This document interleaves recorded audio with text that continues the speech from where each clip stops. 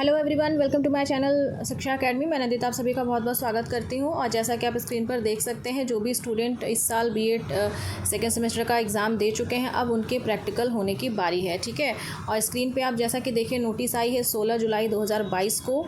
और इस वीडियो में हम इंपॉर्टेंट चीज़ें आपको प्रैक्टिकल से ही रिलेटेड बताएंगे। ठीक है, पहले इस नोटिस को थोड़ा देख लेते हैं कि यहाँ पर लिखा हुआ है कि बीएड द्वितीय सेमेस्टर सत्र 2021-22 की मौखिक परीक्षा यहाँ पे होगी। ठीक है, वाइवा होगा और ये होगा आपका 21 जुलाई से लेकर 5 अगस्त के बीच में। डीडीयू से एफिलिएटेड काफ़ी सारे कॉलेजेस हैं, तो एक टाइम फ्रेम दिया गया है ताकि हर कॉलेज में आसानी से वाइवा लिया जा सके, आपका प्रैक्टिकल कंडक्ट कराया जा सके। ठीक है, और यहाँ पे मौखिक परीक्षा है। मौखिक मतलब वाइवा है, आपसे ओरल ही आपसे पूछा जाएगा।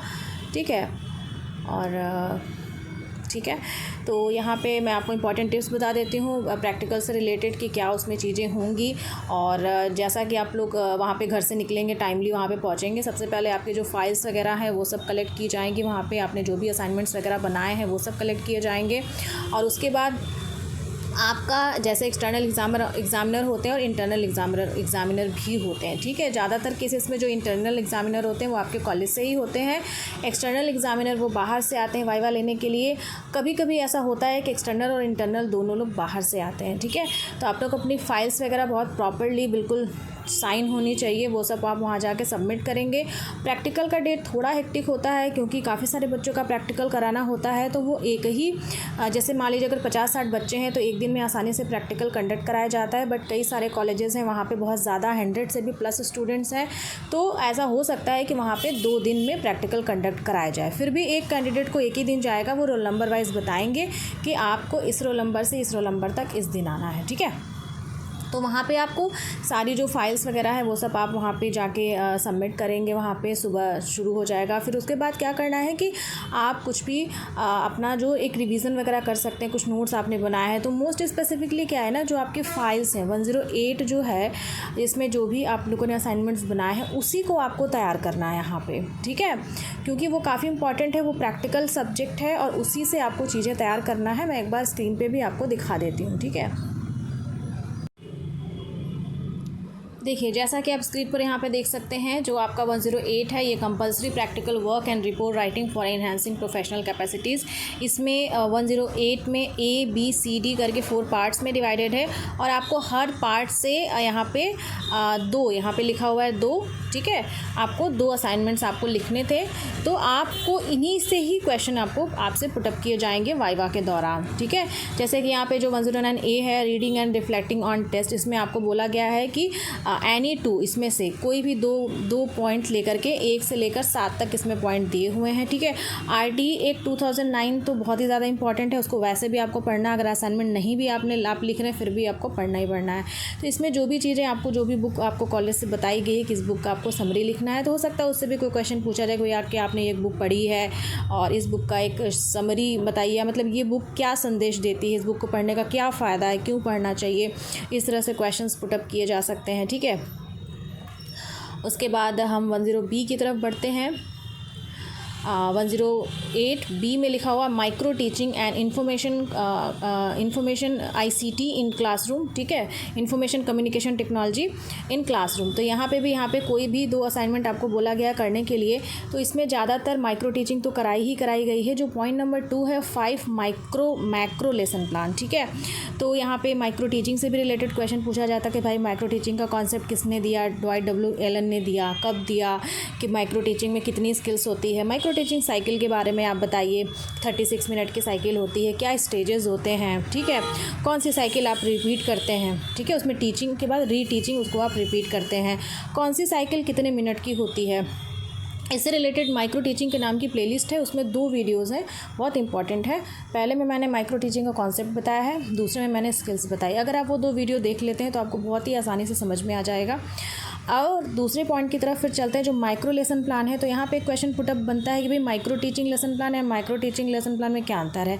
तो देखिए माइक्रो टीचिंग लेसन प्लान में क्या होता है कि आप 6 मिनट की स्किल्स की प्रैक्टिस करते हैं। जैसे आपको इंट्रोडक्शन स्किल्स है, ब्लैक बोर्ड राइटिंग स्किल्स है, स्टिमुलस वेरिएशन है। ठीक है, और प्रोबिंग स्किल्स है। तो जितने तरह की स्किल्स होते हैं उसकी आप 6-6 मिनट की प्रैक्टिस करते हैं। ठीक है, जो माइक्रो टीचिंग लेसन प्लान है वो 35 to 40 मिनट, मतलब क्लास में आप एंट्री करने के बाद जो कुछ भी एक्टिविटी करते हैं वो सब कुछ उसमें इंक्लूड होता है। ठीक है, तो इसके बारे में पूछा जा सकता है। ठीक है, और बाकी सारी चीज़ों पे भी अगर आपने असाइनमेंट बनाए हैं, आपको एनी टू यहाँ पे लिखा हुआ है, तो कोई ज़रूरी नहीं है कि पॉइंट नंबर 1 पॉइंट नंबर 2 ही आपने किया हो सकता है किसी कॉलेज में बोला गया हो कि भाई पॉइंट नंबर 3, 4, 5। तो बेसिकली कहने का मतलब ये है कि सॉरी फॉर नॉइस, कहने का मतलब ये है कि आपने जो भी असाइनमेंट बनाए हैं आप उसको अच्छे से तैयार करें, ताकि उससे रिलेटेड कोई क्वेश्चन उसी से पूछा जाएगा असाइनमेंट, क्योंकि प्रैक्टिकल एक्टिविटी वाइवा है और मौखिक परीक्षा आपके मतलब नोटिस में भी लिखा हुआ है कि मौखिक परीक्षा होगी।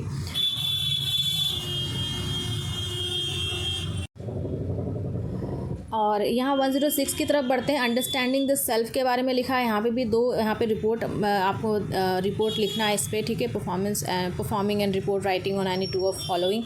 तो इसमें भी आपको इसी से रिलेटेड जो चीज़ें हैं, अगर आपने कुछ एक्टिविटी की है तो उससे रिलेटेड भी क्वेश्चन पूछा जाता है कि एक्टिविटी क्यों करना है, एक्टिविटी कराने का क्या फ़ायदा होता है। ठीक है, लर्निंग बाय डूइंग का कॉन्सेप्ट किसने दिया है, तो ये सारी चीज़ें इंपॉर्टेंट है।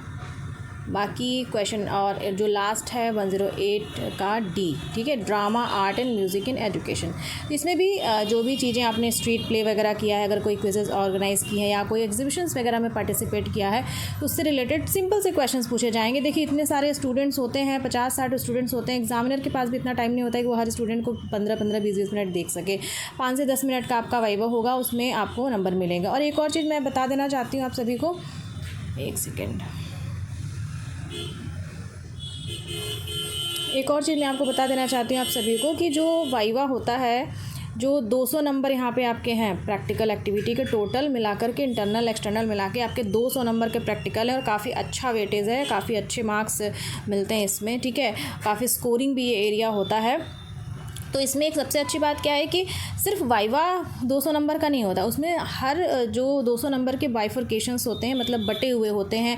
उसमें आपका अटेंडेंस भी होता होगा आई थिंक, और उसके बाद आपने कितने असाइनमेंट्स जमा किए हैं, किस तरह से लिखा है, क्लास में आपके जो एक्टिविटीज़ हैं, वो सब कुछ उसमें इंक्लूडेड होता है। ठीक है, सिर्फ 200 नंबर का वाइवा थोड़ी ना होता है, वाइवा के भी उसके कुछ मार्क्स निर्धारित होते हैं, इसलिए बहुत ज़्यादा टेंशन लेने की ज़रूरत नहीं है। ठीक है, और आई नो कि आप लोग जिन लोगों ने भी अपने असाइनमेंट्स खुद से लिखे होंगे और अगर कहीं से कॉपी भी किया होगा तो पढ़ के कॉपी किया होगा, उनको कोई प्रॉब्लम नहीं होने वाली है, क्योंकि ऑलरेडी उन्होंने काम किया है उस पर। ठीक है, बट जिन लोगों ने बिल्कुल किसी से लिखवाया है तो उनके लिए प्रॉब्लम है। तो एटलीस्ट अगर आपने कैसे भी करके असाइनमेंट कंप्लीट किए हैं इन एक्सट्रीम सिचुएशंस, तो प्लीज़ आप एटलीस्ट अपने जो भी असाइनमेंट्स किए हैं उनको अच्छे से तैयार कर लें। और इंटरव्यू और वाइवा के दौरान जैसे मान लीजिए कि अगर एग्जामिनर कुछ क्वेश्चन पूछते हैं या आपने वो नहीं पढ़ा है, ठीक है, या उस पर आपने असाइनमेंट नहीं बनाया, तो यू कैन ब्यूटीफुली बोल सकते हैं कि सर ये टॉपिक पे हमने नहीं पढ़ा है, और या मतलब हमने इस पर असाइनमेंट नहीं बनाया है, हमने इस टॉपिक पे बनाया है। ठीक है, तो आप उनको ऐसे बोल सकते हैं कि वो भी उससे भी रिलेटेड क्वेश्चन आपको पूछ सकते हैं। बट आप डेफिनेटली, और वाइवा में आपकी सेमेस्टर से भी रिलेटेड क्वेश्चन अगर कोई एग्जामिनर आ गए तो वो भी उसमें भी इंक्लूड करके पूछ सकते हैं। ठीक है, मतलब वाइवा कहने का मतलब सिर्फ 108 से भी नहीं पूछ सकते, पूरा सेमेस्टर 2 से कहीं भी पूछ सकते हैं, बट मोस्ट स्पेसिफिकली टारगेटेड तो यही है कि 108 से ही आपसे सारे क्वेश्चंस पूछे जाएंगे। ठीक है, तो वाइवा से डरने वाली बात नहीं, आराम से वाइवा दीजिए। और जैसा कि मैं हर वीडियोस में बताती हूँ कि सेकेंड सेमेस्टर हो चुका है आपका, अब आपका मेन फोकस थर्ड सेमेस्टर ना होके फ़िलहाल के लिए जुलाई, अगस्त, सितंबर तक मेन फोकस आपका सीटेट होना चाहिए। सीटेट पे पढ़ाई करिए, वाइवा अटेंड करिए, वाइवा बिल्कुल नहीं छोड़ना है। ठीक है, वाइवा बिल्कुल भी नहीं छोड़ना है, क्योंकि वाइवा अगर किसी भी रीज़न से अगर आप लीव करते हैं तो बहुत मुश्किल होती है, क्योंकि फिर उसके बाद आपको यूनिवर्सिटी में जाके वहाँ पे अप्रोच करना पड़ता है, वहाँ से बोलना पड़ता है कि भाई मेरा वाइवा छूट गया है। वहाँ काफ़ी शायद 5-7 हज़ार रुपये भी वहाँ पे फ़ीस लगती है, क्योंकि आपका इंडिविजुअल वाइवा लेने के लिए एक अलग से एग्जामिनर अपॉइंट किया जाएगा, फिर आपको यूनिवर्सिटी जाके वाइवा देना पड़ेगा। तो ये काफ़ी हैसल वाला प्रोसेस है। तो कोशिश करिए कि जिस भी दिन आपका प्रैक्टिकल हो, आप किसी भी तरह 2 घंटे 3 घंटे के लिए कहीं से भी, आप ट्रेन से कहीं से भी, जहाँ कहीं भी हो, आप कॉलेज ज़रूर पहुँच जाइए। और एक और चीज़ बताती हूँ कि वाइवा वाले दिन आप मॉर्निंग से घर से निकलते हैं तो वाइवा होते फिनिश होते सब कुछ ख़त्म होते, क्योंकि ऐसा नहीं होगा कि एक बच्चे का वाइवा ख़त्म हुआ तो उसको जाने देंगे, सारे बच्चे एक साथ जाते हैं, ठीक है, तो घर वापस, ठीक है, तो उसमें काफ़ी शाम हो जाता है। तो आप अपना लंच बॉक्स प्रिपेयर करके अपने घर से लेकर जाते हैं। अगर हॉस्टल रहते हैं तो आप कुछ परचेज़ समथिंग फ्रॉम मार्केट से कुछ ले लीजिए, सो दैट कि आप कुछ खा सकते हैं, पी सकते हैं, क्योंकि बहुत बच्चों का रोल नंबर लास्ट में होता है तो ऑलरेडी टेंशन इतनी ज़्यादा होती है, तो एटलीस्ट हैव समथिंग, ठीक है, फूड गिव्स यू एनर्जी। तो ये एक बात है, बाकी डरने की कोई बात नहीं है, सब अच्छे से होगा। ऑल द बेस्ट सभी लोगों को जो भी ये वीडियो देख रहे हैं, वाइवा देने जा रहे हैं, सबको बहुत बहुत ऑल द बेस्ट। वाइवा से रिलेटेड और कोई क्वेरीज़ है, टेलीग्राम चैनल का लिंक डिस्क्रिप्शन में है, अगर आप वहाँ नहीं हैं यू कैन ज्वाइन, और 4 से 6 के बीच पोर्टल ओपन होता है, तो आप वहाँ पे मेरे से पूछ सकते हैं, ठीक है, या और भी फेलो स्टूडेंट्स हैं वो भी रिप्लाई वहाँ पे करते हैं। डिस्कशन टाइम है 4 to 6 at least, but important queries ही बस आप पूछिए and use that platform very wisely, और दैट्स इट। और फिर उसके बाद सेमेस्टर 3 की गाइडेंस वीडियोज़ एक आ चुकी है, और सॉरी एक अभी आई नहीं है, मतलब इस वीडियो के बाद बाकी वीडियोस जो हैं गाइडेंस की, जिसमें बताने वाली हूँ सेमेस्टर 3 में कौन कौन से सब्जेक्ट पढ़ने हैं, और हर सब्जेक्ट की यूनिट की मैं एनालिसिस भी करती हूँ, ठीक है, तो वो काफ़ी इंपॉर्टेंट वीडियोस होती है जिसको मैं गाइडेंस वीडियोस बोलती हूँ, ठीक है, उसको ज़रूर देखिएगा। तो थैंक यू फॉर वॉचिंग, मिलते हैं फिर नेक्स्ट वीडियो में।